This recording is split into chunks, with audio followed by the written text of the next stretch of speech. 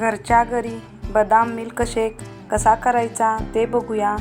त्यासाठी लागणारे साहित्य: पाऊण लिटर दूध, भिजवलेले 15 ते 16 बदाम, काजू, पिस्ता यांची जाडसर पावडर 2 चमचे, साखर 4 ते 5 चमचे, 1 चमचा कस्टर्ड पावडर. पहिला थंड दुधातील 1 वाटी दूध काढून घ्यायचे आहे.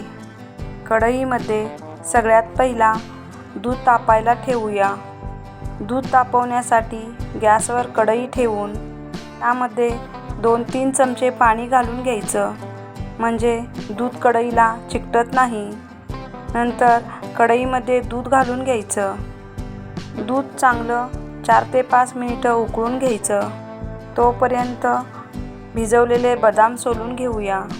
चॅनलवर तुम्ही नवीन असाल तर चॅनलला न विसरता सबस्क्राईब करा. सर्व बदाम सोलून झालेले आहेत.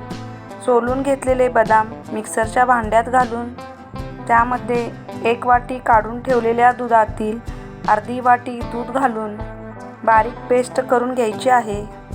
तुम्ही पाहू शकता बारीक पेस्ट तयार झालेली आहे. आता राहिलेल्या अर्धी वाटी दुधात 1 चमचा कस्टर्ड पावडर घालून मिक्स करून घ्यायचं व त्यातील गुठळ्या मोडून घ्यायच्या आहेत. आता उकळत असलेल्या दुधामध्ये बदामाची पेस्ट घालून घ्यायची आणि चांगलं मिक्स करून घ्यायचं. नंतर लगेच कस्टर्ड पावडरचं दूधसुद्धा घालून घ्यायचं. कस्टर्ड पावडरचं मिक्स करून घेतलेलं दूध घालताना सतत हलवत राहायचं, म्हणजे त्याच्या गुठळ्या होणार नाहीत. एकसारखं मिक्स होतं. आता जरी हे मिश्रण थोडं पातळ दिसत असलं तरी थंड झाल्यावर थोडं घट्ट होतं. कस्टर्ड पावडर घातल्यानंतर 10 मिनिटं चांगलं शिजू द्यायचं, म्हणजे त्याचा कच्चापणा जातो. आता यामध्ये 2 चमचे जाडसर वाटलेलं काजू, बदाम, पिस्ता घालून घ्यायचं. हेही चांगलं मिक्स करून घ्यायचं. काजू, बदाम, पिस्ता तुम्ही तुमच्या आवडीनुसार कमी जास्त करू शकता. 4-5 चमचे साखर घालायची.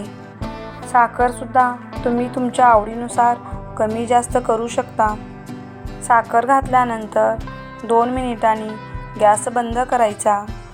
आता हे तयार झालेलं मिश्रण एका स्टीलच्या भांड्यात काढून घ्यायचं आणि थंड होण्यासाठी 1 ते 2 तास फ्रीजला ठेवून द्यायचं. तयार झाला आहे अगदी बाहेर मिळतो तसा घरच्या घरी बदाम मिल्कशेक. अशा पद्धतीने तुम्ही बदाम मिल्कशेक नक्की बनवून बघा.